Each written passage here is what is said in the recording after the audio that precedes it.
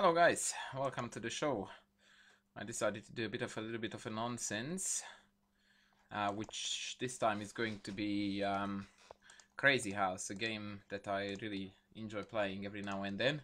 If you are not familiar with what's happening in Crazy House, it's basically you take a piece and you get the equivalent of that piece in your color that on your turn you can place on the board. We haven't traded any pieces yet, so it's gonna be a bit tricky for me to demonstrate the idea.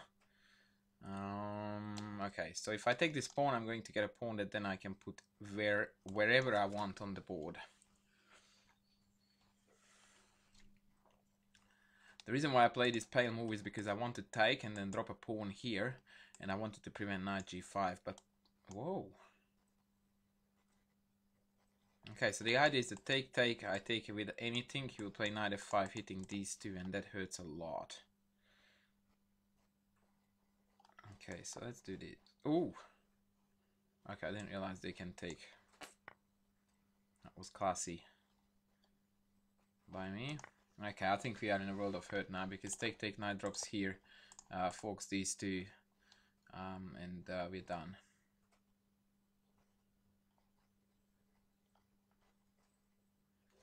Yeah, I totally stuffed this up. So yeah, this is basically the game, and now that I don't need to explain what's happening and I can actually focus on playing quickly enough, I think we will be okay to rock and roll. That said, I'm a little bit overrated currently with my 2400, and I don't know how this guy would normally rank. So yeah, we'll see. We'll see. All I'm saying is that if it turns out to be a bit of a trashing, that's not going to be a shocking surprise. Okay, one of these will happen. If it drops to... there we go. Okay, this is interesting because... yeah, I didn't expect that. Okay, take on c6, take on g2. Looks a bit dirty. Okay, let's do this. He's gonna take here. Basically, if you trade a piece for 2 pawns, which is something that he would get, that's acceptable. So for example, now after e5, knight takes, pawn takes, bishop takes, that is a reasonable trade from Black's point of view. For which reason I'm thinking about just developing for the time being, because e5 is a floating idea anyway. So I can pretty much go for it anytime. With h6 I'm going to take and provoke weaknesses around the king.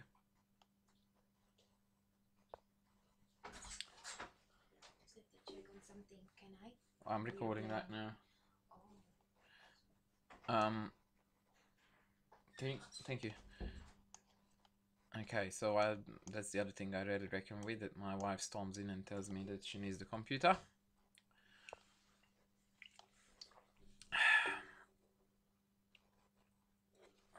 Okay, now I'm very tempted to do some stuff down there, but it's actually not sound. Well, it doesn't appear to me to be sound anyway.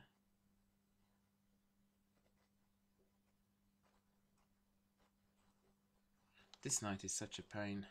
Ah, and he's giving me extra time. He's a generous fella. Okay, I will release this tension here because, yeah, what I was trying to do didn't work, and I didn't like the lots of opportunities for take. And he sees something that I don't. Oh yeah, bishop drops on e5 and I'm going to be skewered there. Slightly awkward. Alright, let's go on and do some bluff business, because that's good for the soul.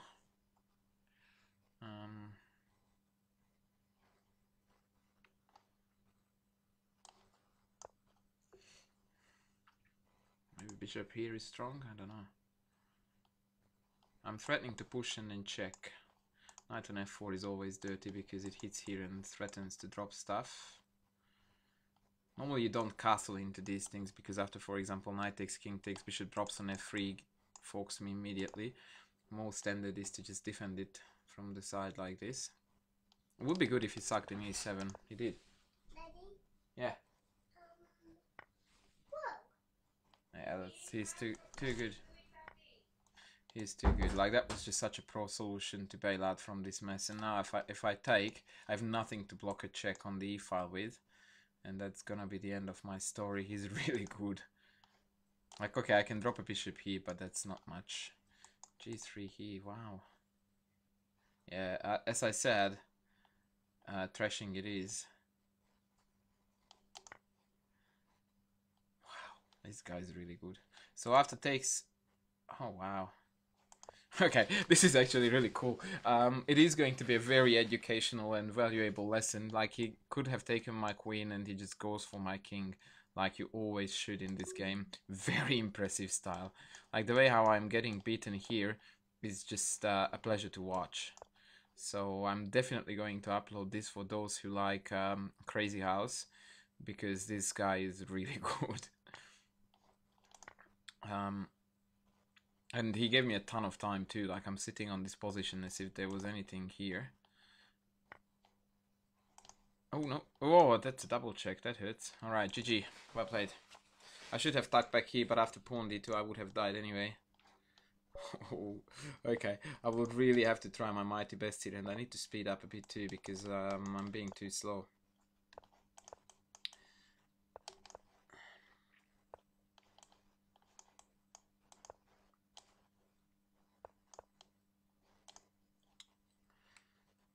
This is a stock standard opening in the Crazy House.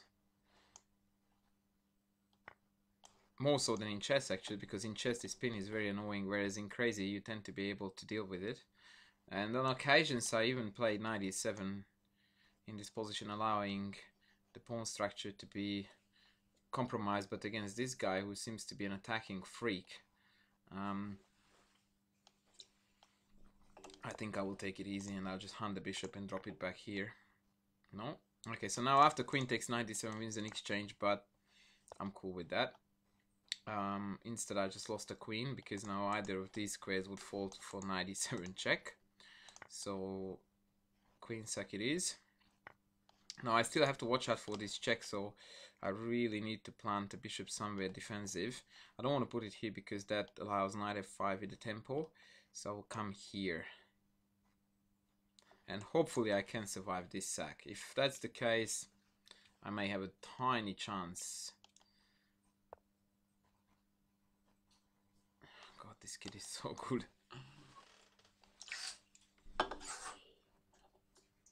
Thank you, honey. At least my daughter is making me rich. That's a good one. Mom, Daddy, Mommy, I'm opening Okay, so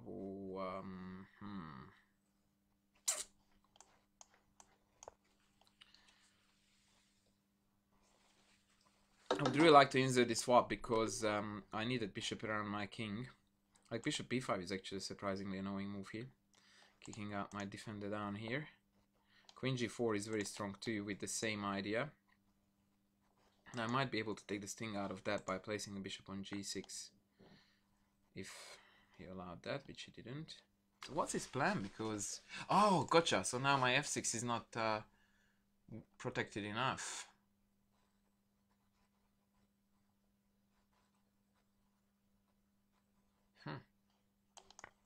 Okay, this is a bluff.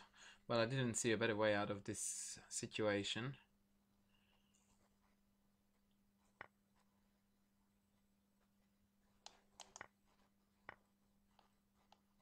Okay. Alright, so I wanted to play bishop h4, which loses spectacularly to knight h6 check with a forced mate. So I either will have to play bishop g5 now, which I'm a bit reluctant to do. Okay, no time. So bishop on g5 is a very good defender because it covers all the checks. And as long as he only has one knight to drop, I can always take them. Mind you, after takes he will have two knights to drop, in which case probably I will have to play bishop here in order to cover up. all the squares around my king. Likewise now. If you allowed me to play rook h4, I would have some material to fiddle with, because I think he needs to sack a queen now. Yeah, I think he's mostly focusing now on beating me on time and consequently playing poor moves. Queen takes, yeah, bishop takes on Tingo would have given me a big advantage already. Yeah, I should actually win this game.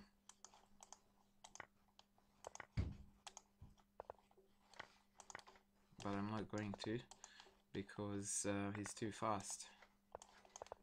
Oh wow, I just lost some time. Yeah, that was a pity because he was actually dead meat there. Mind you, I was dead first.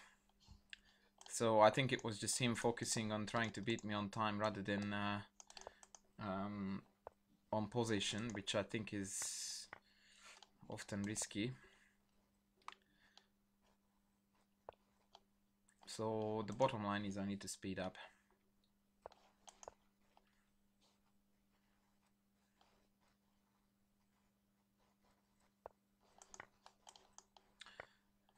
Okay, this is a good start. Because now if he drops anything on d7, I have got pawn e6. This is always a worry when this comes around. Clearly not now though. Oh yeah, I have queen e2. And then knight f4. Wow. But what about this? Yeah, I think he missed it. So now he needs to sack a queen and then I can take on e6. This is looking pale now for him. Because if he takes here, I have f7 check. Actually, I can even take here. And then threatening there as well as f7. Oof, temptation. Which one should I go for? Queen f7 and then knight takes?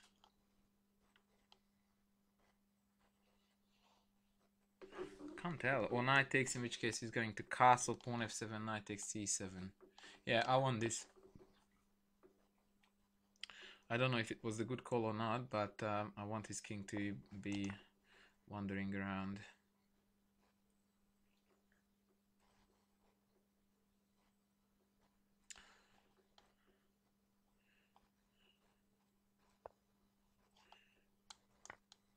I don't know if there is anything down here now or not.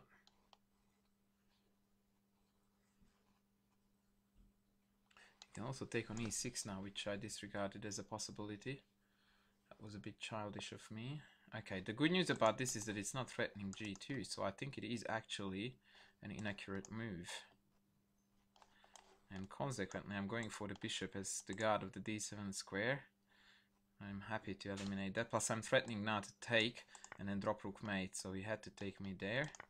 I take him back. What am I missing? It seems to be too nice to be true now. Can I take here now? Yeah, I don't want to lose the guard of this. So it's time to think, and thinking is not a good habit in this game at all. Okay, whatever. This feels like the right call, so I'm going with it. I want to expose the king. Oh, I may have had knight e5 check there. Dang it! That was a bit silly. And now I have to watch out for checks on e5, so I myself have to play it, although I wanted to play some bishop checks. Yeah, I think I misplayed it. Queen e4 check is pending too, so I'll put this here. I'm trying to cover lots of checks. Queen a5 check is on now.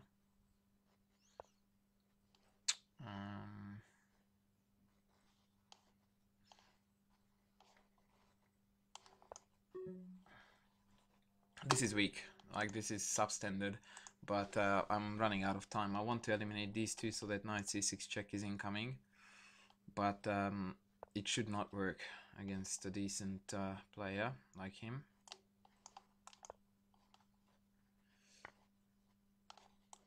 Ah, that was meant to be castles. That was awkward. And now I'm just dying because he's too good.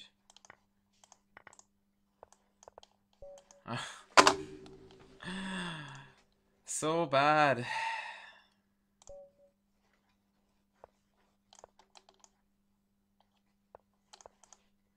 I like this nonsense opening, hence the title of the video, a little bit of nonsense.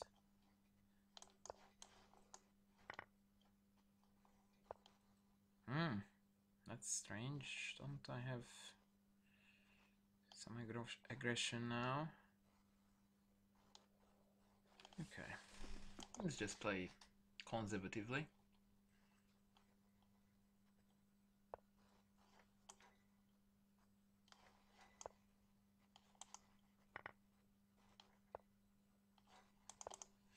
Yeah, this is a stock standard motif in Backhouse and Crazy House, that you eliminate these two and then try to be annoying on the dark square. So that was a slip. I was gonna take knight here, and I was probably going to go down, but after queen g6, oh, he's actually allowing me to take it back. So yeah, we are going to see how I'm still totally dead. So if he takes, I take back with the queen, and then he has a rook, and if he can drop it on the back rank, I'm dead-ish. But right now he can't just do it yet. Pawn h6 might be a good move here, I don't know. Forcing me to take, and then rook actually on g8. But he's going for the slower way of killing me softly. So if pawn f6, I'm trying to use this trick. I don't know if it's sound or not, probably not. Oh, actually, oh, I don't have, oh yeah, he's dead now. He missed this. Wow, we won a game, folks. Because now queen on one of these squares is made.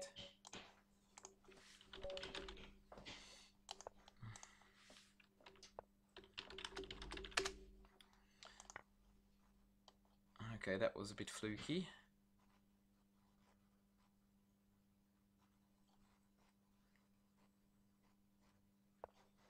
Yeah, he should have dropped rook on d2 as per indicated by him. Indeed.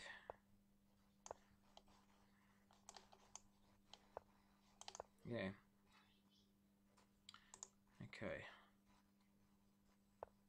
I don't know if this opening is good for him or not, but I misplayed it. And thereby making it sound, I suppose. Okay, now I have to engage in a battle that I wasn't really keen on engaging in. This check is always annoying, because if you block it like this, d4 is hanging. If you put anything on c3, that's an extra trade that he can bank on. And yeah, and if I drop with the pawn, then he just drops the bishop back, and then I wasted the pawn for a totally, yeah, useless purpose. So what concerns me now is that after knight takes, pawn takes, queen takes, king takes, my king is exposed. And after bishop takes, pawn takes back, he has got plenty of pieces to drop, but he doesn't have a check, and that's almost always a key factor to consider.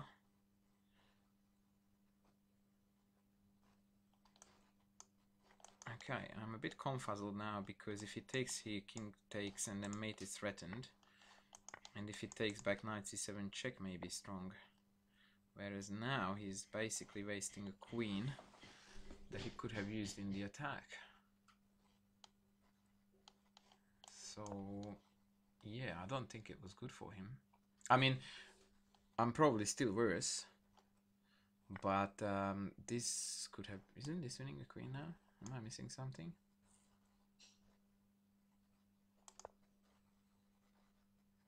Huh, this is getting... Wow! Oh, too good. Except that it doesn't work now for him. His idea was that king takes and then knight d4 check wins the bishop. But actually I can take with the knight, and he can't take here because I'm dropping a check. So that was fluke again. And now he's dead.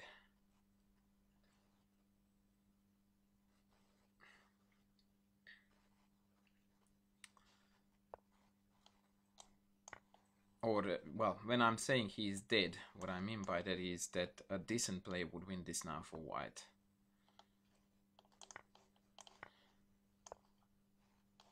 Maybe bishop h6 was better there, actually. Now the king is forced to come out. Okay, so now all I need to do is to pluck this bishop, and then queen f8 is hurting. Or just get a rook. And then drop stuff on c7 and then f8. Yeah, he's very deadish here. Yeah, because I was threatening to drop stuff there now, so I can do that here. And then take here. I was about to say that the only problem is that I do not have a threat.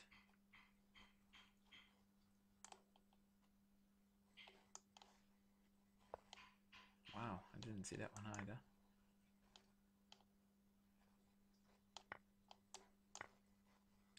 I don't exactly know what I'm doing, but I'm doing it fast, which is half of success. Whoa! He resigned. That was very generous. Yeah, I don't know why he resigned that, to be honest. Like, I had 8 seconds left and I didn't see what my next move was gonna be. Okay, knight b5 if he takes it, and probably there was a mate there somewhere, but it was a little bit vague.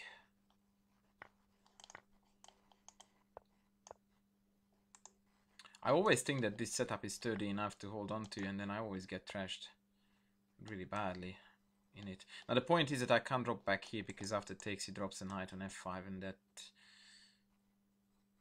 tends to hurt. And he calls it last, so before we could actually get into this and enjoy it, it's gonna be called off, which is actually not a bad idea, because that way my wife is not going to murder me for not doing the chores that I was supposed to do. But I think I've got a superior position now. Yeah, I am actually enjoying an upper hand here, excusez-moi. So if bishop takes, then pawn takes back, and then bishop take... Yeah, actually bishop takes, I have got knight drop on d2. Is it any good though? Okay, it's debatable, but we will give it a crack. Because queen g3 is strongly met by pawn here.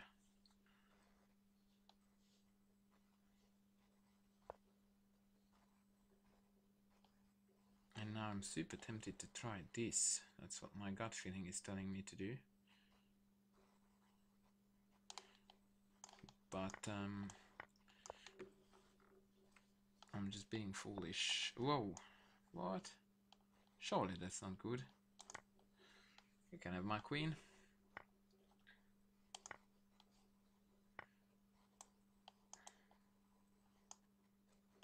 Okay. Oh, 97 check. Wow. I missed that. Okay, I need to think a little here.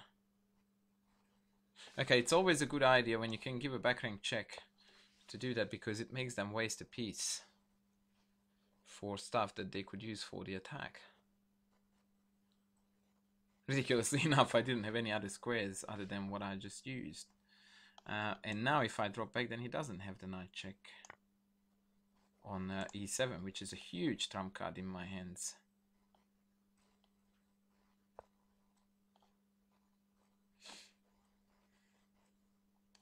This should be a winning position for me, I believe.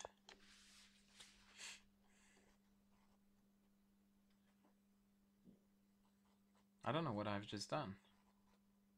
It can take me. I thought that... I only reckoned with rook takes, and then he couldn't take me because of the mate on f1. This way, I think I'm in La La Land. Dang it. I think I just threw away an easy win. Oh god.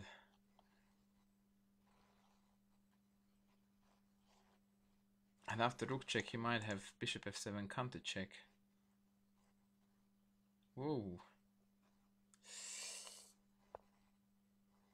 Shoot.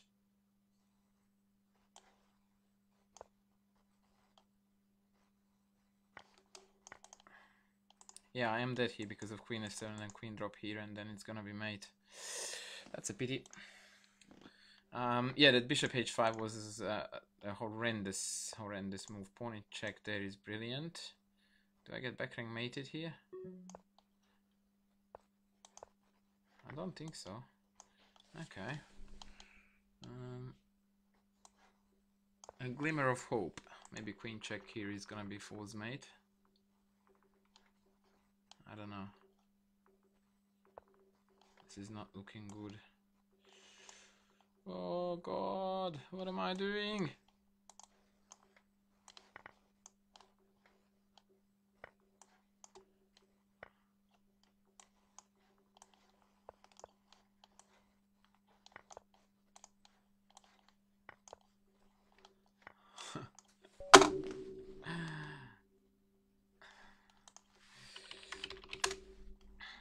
Alright, we got trashed there too. That was a pity. Oh my god, bishop h5 was so bad here. Let's go to the analysis board. Bishop h5. Oh my god. How dumb was that? I'm not quite sure what the best way would have been to play this position from here. My good friend John Lee would tell me, who is an absolute god of Backhouse and Crazy House.